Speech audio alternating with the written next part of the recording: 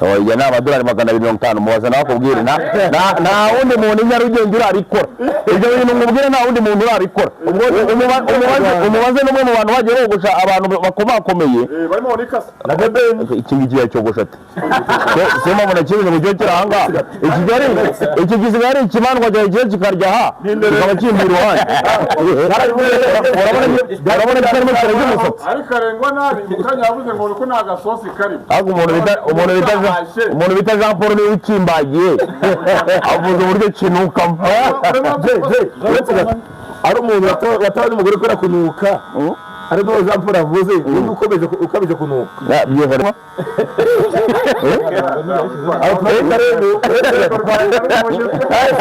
Patri ntago yakogoza piyonika ngiye nanjye ngome ino tonde yaragoje piyonika ntago bayiyogoshesha ntago yakogoza ni yakogoza yahiga ariko azanye funiko ntago yakogoza ndaga mbona ko buri kanere umuntu udasa neza ariko urikane urugero rwiza rw'umuntu udasa neza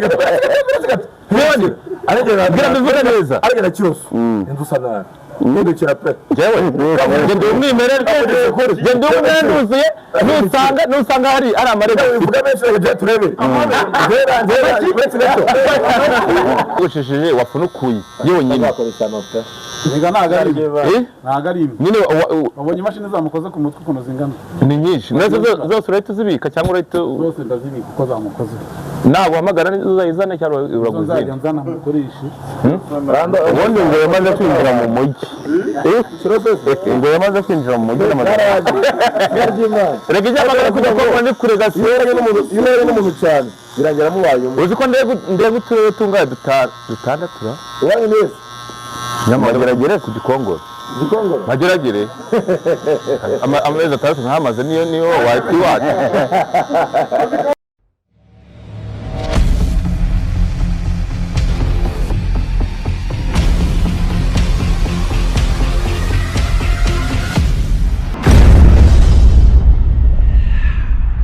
hari ifi nziza iryoshye, hari ahantu nzi ugira ugatuza mu bwiza bwihariye, aha hari amahumbezi atagira ukwasa, aho nta handi ni Amazing Beach. Amazing Beach ku Mashyuza ni Rubavu. Amazing Beach si akabari gusa, ahubwo ni isura nshya y'ibihe byiza n'ubuzima bushya ku bantu bazi kwinezeza. Ifi yaho iyi ni umwihariko, ni ifi ikiri fresh ivuye mu Kivu, yokejwe mu buryo bugezweho, yuzuyemo intungamubiri zubaka umubiri, icyanga cyayo cyo ni ntagereranywa. Iyi niyo mpano ukwiriye, akabari gatuje gafite ibinyobwa byose, byaba iby'iwacu cyangwa iby'ahandi, ibisembuye n'ibidasembuye, turakwakirana urugwiro. Waba wifuza kuruhukira ahantu heza kure y'urusaku na stress by'umujyi, amacumbi ya Amazing Beach ni igisubizo, ahatunganye hisanzuye, hateguwe mu buryo bujyanye n'ibyifuzo bya buri mushitsi. Aha niho iminsi ivamo ibihe bikavamo inkuru. Amazing Beach iri ni isanzure rigenewe inshuti n'umuryango, uganirira n'abo ukunda mu busitani buherereye hafi y'amazi, utamira ifi witurije. Dusange i Rubavu hafi y'Amashyuza, ni ku nkengero z'ikiyaga cya Kivu. Duhamagare kuri 0785 30 86 58 cyangwa kuri 0788 88 Amazing Beach ni ahantu hatuma wibagirwa isi, ukibuka ko ubuzima bwiza bushoboka. Yes, nizakomeze neza cyane abo dukurikiye hose muri mu bice bitandukanye. Uyu munsi session yacu uyu munsi yerekeje ku mutwe wa Mitango, no mutwe wogosha ubundi minsi 2 n'ibite kandi bakanyagoja ku muganda. Mubona tugereye amasaha n'amashusho atanye kudasa neza, bamutangiye mu gitondo. Ari kumwe n'umwogoshi ugiye kwibwira umeze neza umusaza. Ewana ni fresh cyane. Namoro. Uyu mutwe suba kwishyura nga. Uyu mutwe wishyura amadolari. Mungu nagagenda nota kibi. Oya ni amadolari 250 mubaza nawe akubwire nta wundi muntu Nyarugenge urarikora. Ibyo bintu ngubwire nta wundi muntu urarikora. Umubaze n'umwe mu bantu bagiye bogosha abantu bakomakomeye. Barimo nikasa. Na bebe iki ngiki cyogosha ate. Sema muna kibuze mu cyokera hanga. Iki gisigari ikimandwa cyaje kikarya ha kikaba kimbi iruhande. Urabona cyarimo cyarajye umusatsi. Ariko arengwa nabi mukanya yavuze ngo uko nta gasosi karimo. Ahubwo umuntu bita Jean Paul ni ukimbagiye avuze uburyo kinukamo. ari umuntu watabaye umugore ukora kunuka ariko Jean Paul avuze ni ukomeje kunuka byihora ariko yamuteye kora Jean Paul anuka ariko buretse gatoya umusa ni ubwa mbere mbonye umuntu w'umugabo bavuga ko nuwe buretse gato k'abanyamagambo ntabyo abanyamagambo nyuma yawe buretse gato bafite muri kundi mwaba nitonze mwana dukomeze umupapuro wanjye nawe ngagenda ngo amapampe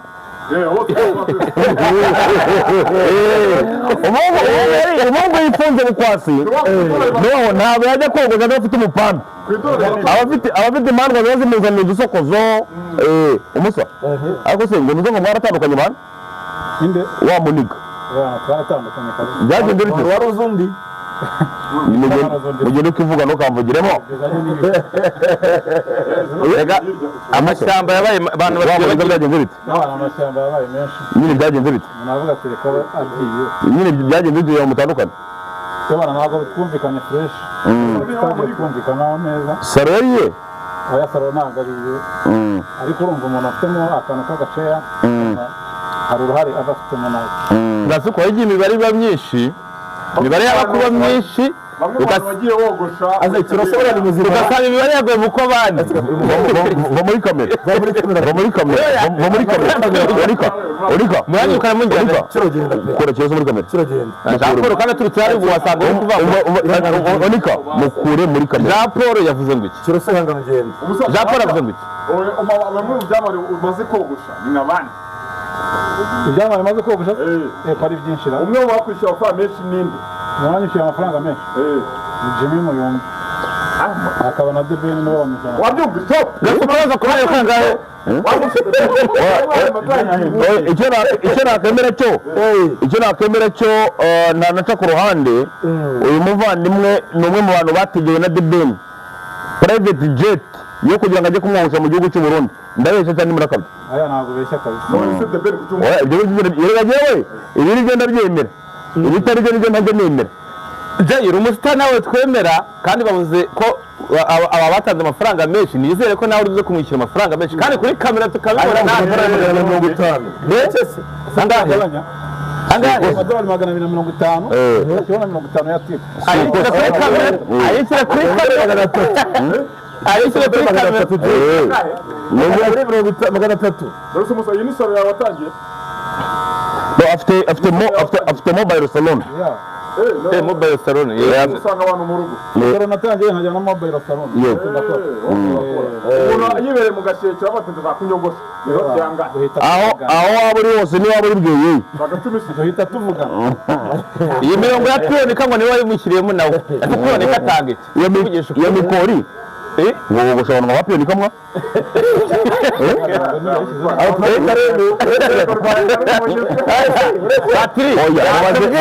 ntabwo yakogoza piyoni ko ngiye nanjye ngo mbe ino tonde zaragoje piyonika ntabwo bayinyogosheje ntiyakogoza yahinga ariko azanye ifunitse iyi ntuzi irafunitse azanye ifunitse mu gashira irafunitse mbere igiye kumukora dore ngiye urakoze cyane ukuntu yarabitse rwa ruseregeza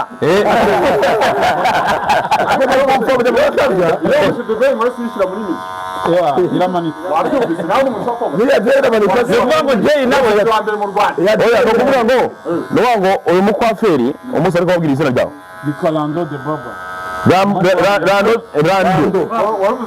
Rando nase no kumbuga zandiko Lando de Baba abanyarwanda kugenza mu murwa umuhungu wafashe award nyinshi mu gihugu cy'u Rwanda ako kana niko nifuza akavuga ni umwe mu basore bake cyane baba hano mu gihugu babitse ibikombe byinshi yafashe igikombe cyo muri Diva Award inshuro ebyiri zikurikiranye yego afata n'icyahe n'ibindi nari ma award menshi bamwita Palma atangiye kogosha 2011 14 ugutangiye yafite ubwo acanga ishuri azota aratangira segonderi ari mu kangahe kandi bivuga ngo 14 ubu ndacyatangira ari gutangira nibwo akiri umuntu bireba ko bafite ibintu n'akazi katonga umuntu ni igiti umaze kubikuramo iri imodoka ngera aparitse hari hari n'ibindi utareba iriya ni imodoka yakuye mu kogosha. yego hari n'ibindi umuhungu yiteje imbere urabona ko n'imyambarire n'ubundi bitandukanye niyo baho niko banuka urumva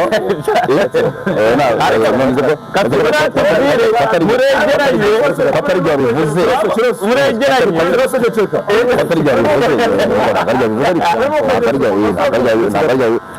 atari kugezayo ni nk'umusarani ubwo nyine ngo ni umusarani uri abahungu bamenye ute mwana abahungu bamenye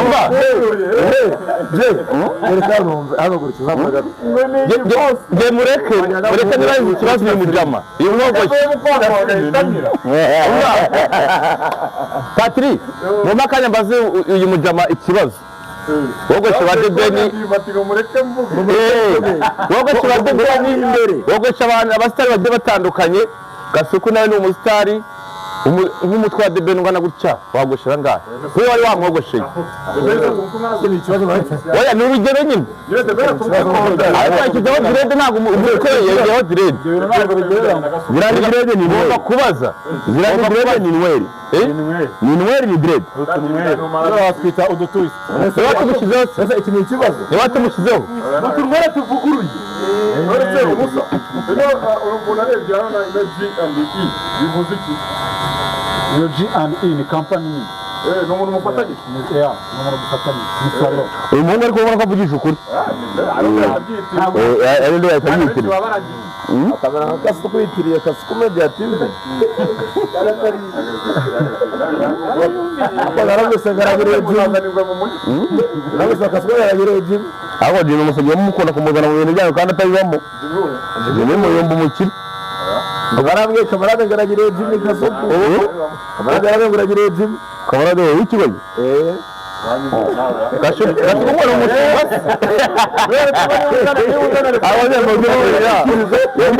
umere viranze y'umuntu w'amaguru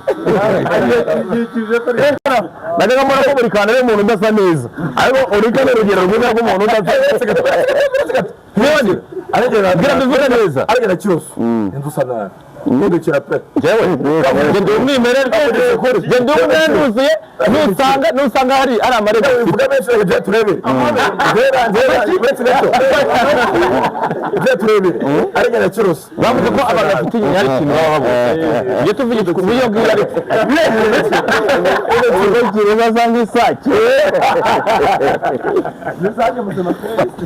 isake iyo ziti uvuga buriya kera nari nyine buri kantu niyo muntu usa nabi gusa buri kantu yasura ye ishushanyije kompa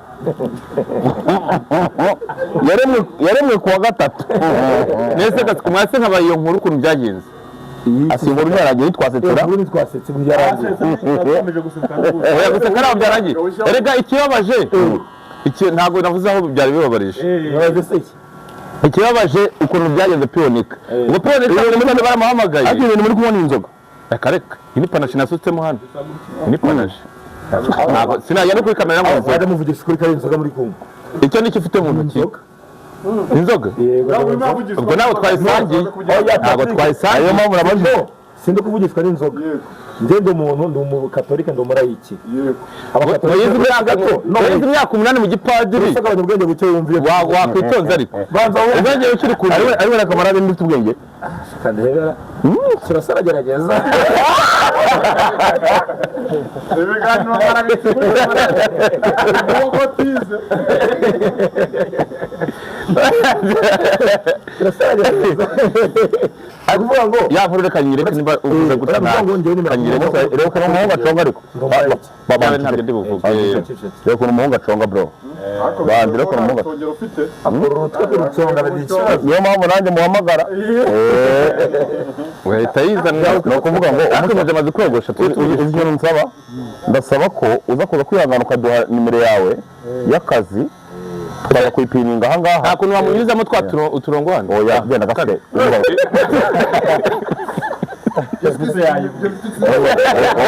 umwana ibyo byo ntuzigenda bishyiraho jewe ntabwo waducamo oya jewe ibyo bintu byagirwa na piyoni kutagira ubwenge nanjye bakabishyiraho nta muntu wizerwa wagira biriya bintu kandi arize mu padiri imyaka 8 yizana ngo ayo mpamvu urangwa kugira ngo ubu nsetsa ndera n'icyo gisura ibigoryi ariko nanone tuye tuvugisha ukuri Toza yaguserereje kandi ntago nuka. Cyo tuvugisha ntago bisanzwe. Uretse kiro. Uretse ntago nuka. Kiro. Uretse mvuye gatoya. Arimo oya nta nuka twaba tujye kugira urukamera mara cyo kuvuga. Arimo gutuna ingoyi. Gutuna ingoyi. Aragira rikeri yakoze akazi. Urwango pazo. Cyabere kingi kiretse gatoya. Kuba je yamvuye ikintu. Jeno umuntu wari tuvuga uyu muco bayita ngo iki bro sibyo ari no wait ni byo byo kunuka no ni wakere nari mu rugero je uretse gato jeyi no muntu uba USA akaba mu Rwanda nandi avuga za Mongolia ni mu influencer munini example ujye utagura inzira ngo no sindi kwigura ko je oya no nshaka gato muhe nawe no bwa mbere uri hano Patete nari wanjye. Wajye bize. Wahora zene nika warajye. Oya, yenda na aje ugira wawe. Nana nika ya turisenda. Ikintu yari nakavanye kimbaga rwatsi. Patrick Armando Shimbo. Patrick. Josi Mazi. Sakiro nangiro wari. Ngo nari kadukomeza. Ngo kuba Jean Paul mvuga ikintu. Ahise komeza ko yabesha. Wose ugira wawe. Sikwese. Kandi kamara yaje gurara kuri kontwari. Kamara buri kintu gatemera. Niziko ko wambwiye nawe. Oya ariko ntabwo yabafite cyangwa kuri kontwari. Umuntu wafare ntabwo yabafite cyane ngo kuri kontwari. Kandi afite cyose kuvugiramo cyane. Uretse gato no kuri nzanga wawe ko wamwiyamiye. Uretse gato. Uretse gato. Niba kamara yarasoje habanje kibita 9 years basic education. After 6 years basic education. Not 9 years. Bamugari ko numva ari cyo yari aribora ako wakuvugiramo onika mo arakuvugiramo ushobora wasinze kandi ari kunywa oya mashuri no bari muri serayi cyo ufunguye cyo ufunguye ako narahanwe byararangiye narahanwe bavuze cyane ese kiroze yakoze yafashe ku ngufu ayo avunga ni byiki oya ni ibishego ngo yavuzaga ibimera ni ibishego wavuzaga ibimera oya mbambwire yari kumwe na Saro ni izina rya Yesu uvuga ngo kuba Jean Paul yamvuga Jean Paul avuye muri gereza ejo bundi avuye muri gereza ngo batashye ubwenge ku gisi mana yanjye kirasohoye uretse abagafite mu myere muvuga mu gatarando nyibwirira nk'abastar babarogosha abastar bo mu Rwanda cyangwa hanze hamwe na byose hamwe yewe ngiye guconga Banabol cya Kenya congo yitwa Diamond Platinum yitwa The Ben naramwogoshe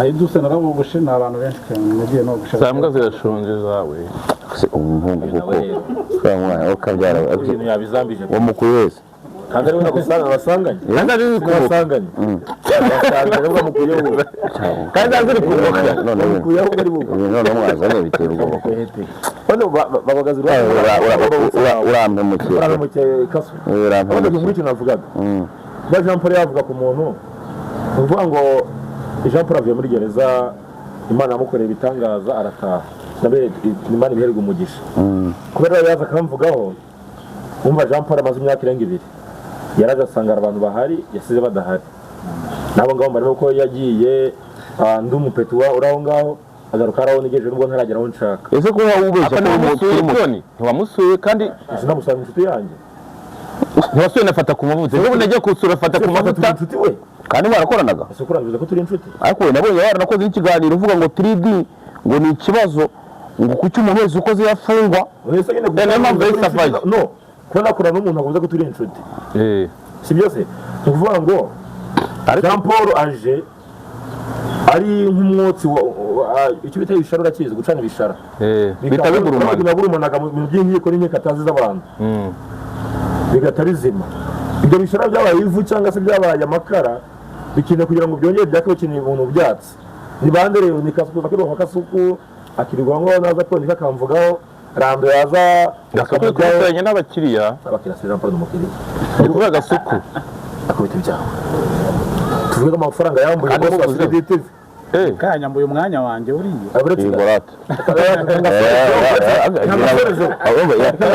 kuvuga amagambo menshi asa gutama akantu k'ubwenge naje barashobora kugira ngo ibeho kuko Jean Paul ntacyo nagira irashoni y'abandi aragiye n'umushumba yambuye 600 bose baramuha akazi kuri rashoni twa Jean Paul Muneza umuza Mika umparabikisha Mika umparabikisha babikisha uko nawe wazanye nabo gukikije uruhande rwawe sinabona abantu b'ibigoryi baraza baramara bikasha cyangwa ibigoryi biricaranye pe nde nande ako basabye imbabazi n'ubundi utashaka none abagarutsemo ariko ikigoryi cyasabye imbabazi nikitazisabye ikigoryi ninde kandi tujye tuvugisha ukuri piboneka nawe yamenye ubwenge ariko umukwaferi mwamutwara umwanya byaca no wamugane ikiro tuvura inyuma turi ku bantu nogoshe inyuma kandi magaze mbwira ko nagiye muri Kenya nagiye mpamagawe na Otile Brown Otile Brown ugiye no ku rubuga rwanjye wabibona niba mpamagaye ntabwo turuze leta bana waretse kumuvugiramo kuko bari mwana kiro buvuyemo kiro jimbe wabaniranye ikigira kirangira kirangiye so niho gitangiye kandi twazanye no kwaferi cyatanje na Patrick Entertainer batabanze nyibwire mwana Otile Brown abara kujyana Otile Brown yanjanye ubwo yaravuye mu gitaramo panashi Ben hano next year last year next year n'umwafuta naka bagatiye oya nenda byo uko atikirije rero bavuga last year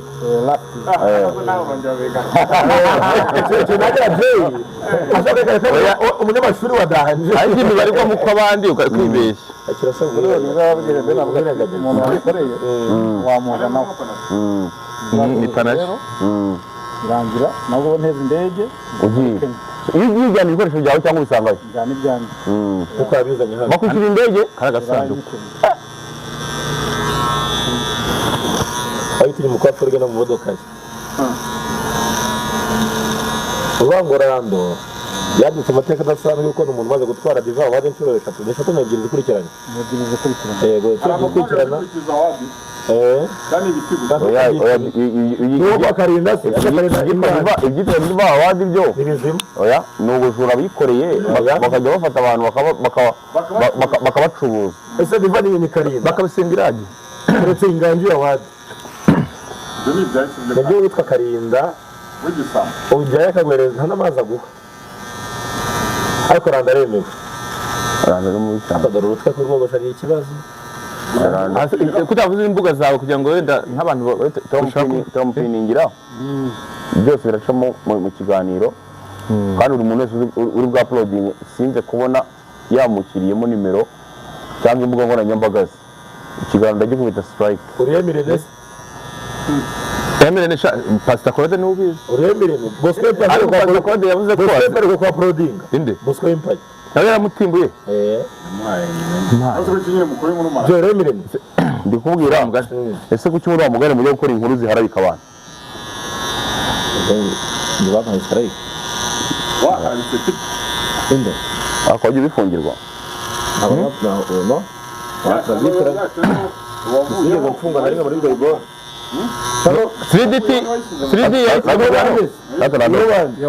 kwara abantu bavuga onika batri umwihore kwara abantu bavuga ngo karakembe mujya mucongesha abantu kajya gatera imiburu nibyo karakembe naho gatera imiburu uriya gatera imiburu ku muntu wenda navuga utishoboye kuko bafite inzembe 500 yewe buri muntu mukoresha urwembe ugatuma 500 nkahita njugunya ubwo 500 zirashya ubu rwa se kurajugunya cyangwa rubika ahubwo rwa debe barabibika ndabika imashini ikindi nanone iyi mashini ya gasuku mwogoshesheje wafunukuye yonyine niga ntago ari imwe nyine wabonye imashini zamukoze ku mutwe ukuntu zingana ni nyinshi mwese zose urahita uzibika cyangwa urahita zose ndazibika uko zamukoze ntabwo uhamagara uzayizane cyangwa uraguze nzajya nzana mukoreshe ubundi ngo yamaze kwinjira mu mujyi ngo yamaze kwinjira mu mujyi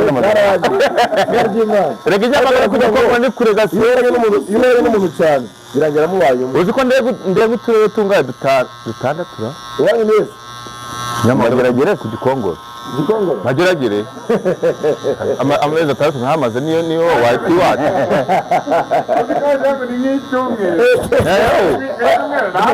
amezi 6 n'urande amezi 6 cyari kinavuze oya hari ndi ku ishuri man ari ku ishuri nagiye ku ishuri hataranga ariko iyo uhuye n'umuntu buriya mujya mubasha no kwigisha abantu ko wakogosha turabigisha kuko hari n'ishuri ngendere umufatanyabikorwa umuntu ushaka kwiga acaho umujyana ku ishuri gasuku Patrick nawe ufite umwogoshesha nawe umucongesha aracongesha iki ejo yaranyogosha bwo yakogoshesha ejo yamuzurira yakoze kuki ikindi nanone mureke dufashe nuza piyonika yare mirongo ayikuremo kuko iriya mirongo wa mugani hagize abantu baza hano bakabona afite imirongo nk'iriya bashobora kuvuga ko turi kumwe n'ibirabe indafunzwe magerageza 6 6 Gare nari nagiye ku ishuri ngaho kandi narize narafashe ari umutubuzi nasize imirongo mu mutwe udafunze ariko imirongo mu mutwe nanone afunzwe mu kuyikiramo bigaragara uzi ko bapimwe n'ibiyobyabwenge bagasanga nize ariko uri igisambo yewe afungiwe hari umuntu ugeze wumva ndetse uretse gato afungiye igisambo hari umuntu wandeze ahubwo afashe amakuru nabi njye nazize gutangaza amakuru y'urukozasoni murangira se bivuze nazize gutangaza inkuru z'urukozasoni uvuze nde murangira avuga umuranjajinga avuga atyo mu muvugizi wa ribu yitwa nde chef we umuranjajinga ni amahoro yaje gukiniraho ntacyo ubutumwa nabutambukije bwumvikanye yitwa bwana Dr Murangira Bitse nta kibazo ariko bahise bumva ko ari we narimvuze bahise bumva ko ari we narimvuze reka tugere ku musozo uyu mutwe n'abana barimo bagenda bawo umutwe waragoye iminsi 2 rwatangiye kugenda ruducika ko uyu mutwe biba bigoye cyane uretse gato Patrick ariko none fata mariri vafa sio